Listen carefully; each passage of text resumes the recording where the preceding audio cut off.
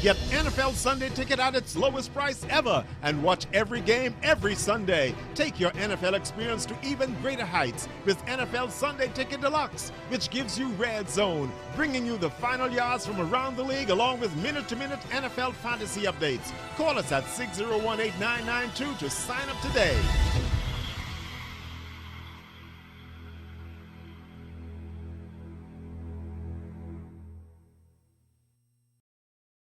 A strong message, that's what one union is calling the recent jail sentence of a Grand Bahama parent. We can't have that. NB12 sits down with a Mayagüana student who was awarded a COB scholarship at age 14. I feel blessed. We'll tell you what the IMF is saying about Caribbean tourism, plus the Bahamas to host a new half marathon this year. We look forward to a fantastic event. I'm Nikia DeVoe, and this is NB12 Weekend.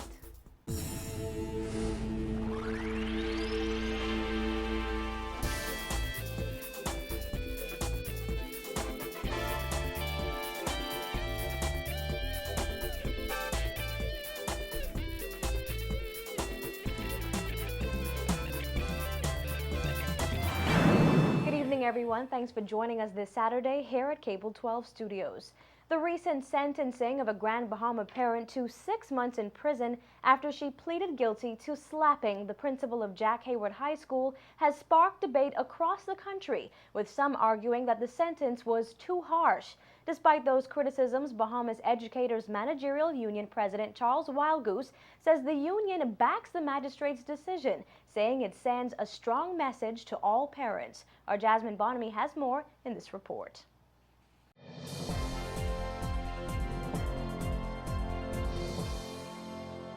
Bemu officials are breaking their silence on the incident that occurred between a principal and a parent on Grand Bahama earlier this week, saying that while the incident was unfortunate, the actions that were taken afterward were justified. After learning of the incident, Wildgoose says Bemu members were outraged and demanded the union take action. But the case quickly found its way to court just 3 days after it was reported to police. That parent was arrested at Jack Hayward High School on Tuesday and was sentenced to 6 months behind bars on Thursday. She faces another 6 months if she fails to pay Principal Yvonne Ward $884 to compensate her for broken eyeglasses and punitive damages. The incident occurred in the principal's office after the parent met with the principal to discuss her daughter's grades. But Wildgoose said no matter the circumstances, a parent should never lay a hand on an educator and call the slap simply unacceptable. We can't have that. We can't have that because in light of the violence that has taken over our country, our nation, we have to be very careful. And adults, like I said in this release, children emulate the actions of adults. And if you are displeased or aggrieved by something that an adult does, there's a procedure for it. We can't have persons just come in, whether they be parent or anyone, come in on campus and attacking civil servants.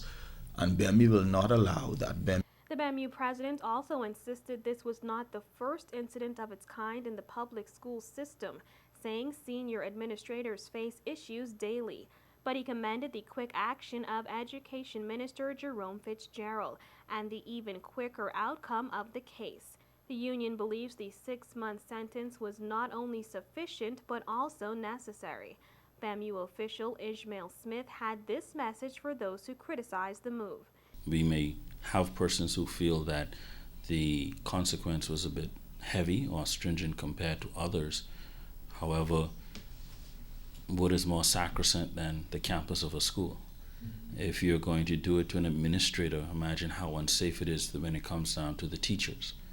And if it's perpetrated on the teachers, how far before we go when parents are then attacking or assaulting children on behalf of their child? We cannot do that.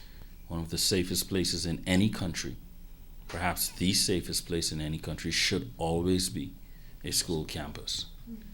And whenever there's something that seeks to disrupt that or unbalance that, then we must address it, and we must address it quickly, and we must be emphatic in what we do. regardless of what the circumstances are.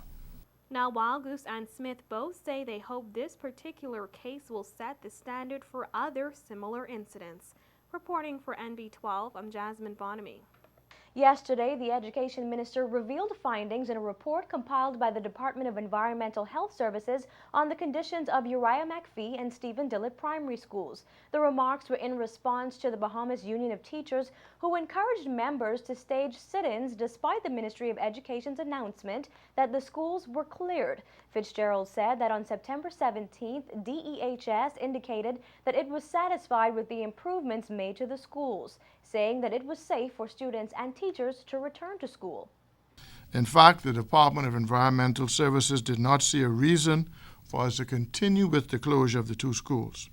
In fact, they went on to state further, and I quote, DEHS is satisfied that notwithstanding the balance of works to be carried out, that it does not pose an imminent danger to teachers and students. However, if at any time we believe that the threat exists to human safety, we will order the closure of the school.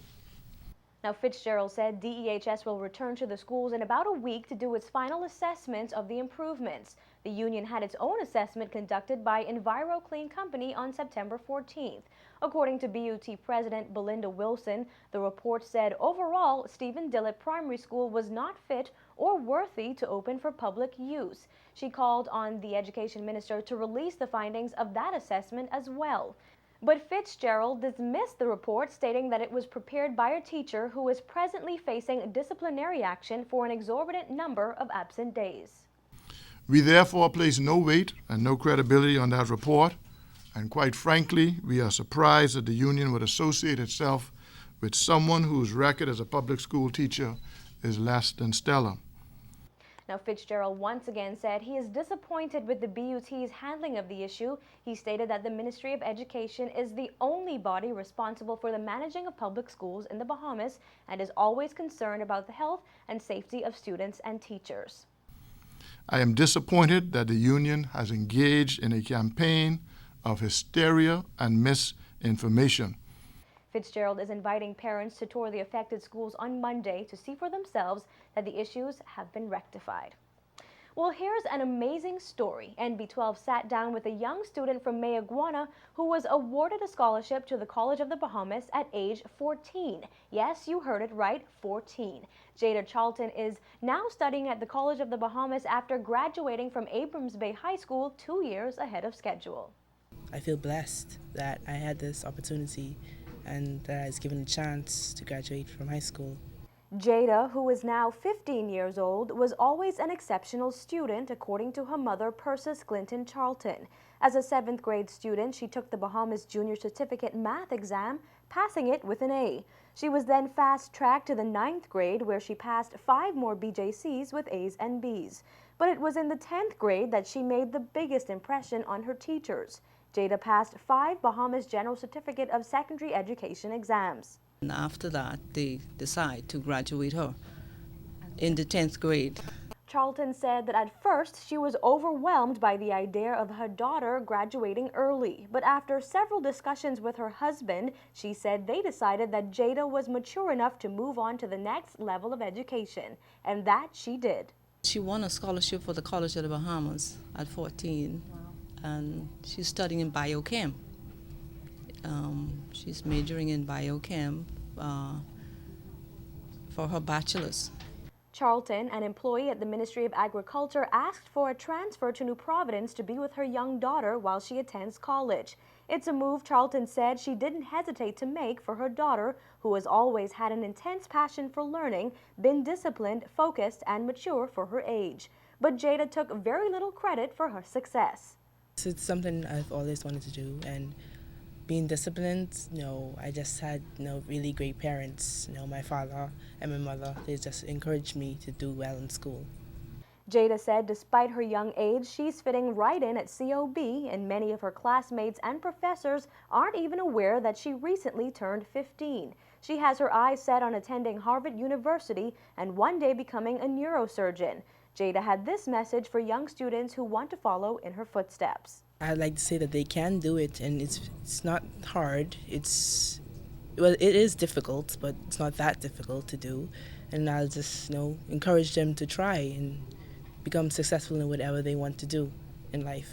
Now on to news from the crime beat. Two alleged thieves were caught red-handed yesterday during an attempted housebreaking. Police say they caught an 18-year-old and a 20-year-old, both males, as they were leaving a Windsor Estates residence they had reportedly just robbed. The suspects were said to be in possession of a number of electronic items and jewelry taken from the home. They were arrested shortly after noon yesterday. Over on Cat Island, officers there are investigating a drowning. A 27-year-old man reportedly fell into waters in the Port Howe area around 1:45 Friday afternoon and drowned. Police say they don't suspect foul play, but they're investigating the incident. The coroner's court jury charged with looking into the police custody death of 35-year-old Jamie Smith yesterday found that his killing was lawful. The jury also found that the force used to subdue Smith on February 8th was justifiable. Now, Smith died within 12 hours of his arrest at the Central Detective Unit after he allegedly confessed to 2 armed robberies. Inspector Ezra Maycock, Sergeant Keno Smith, Corporal Brian Roach, and Corporal Sterling Knowles were at CDU when Smith died. The officers said they struggled to contain Smith after he violently attacked them in a bid to escape from Maycock's office at CDU. Now, Smith died from asphyxia or lack of oxygen caused by neck compression. Roach said he applied a sleeper hold on Smith. Coroner Janine Weish Gomez summed up the case yesterday. The jury returned its findings about 2 hours later.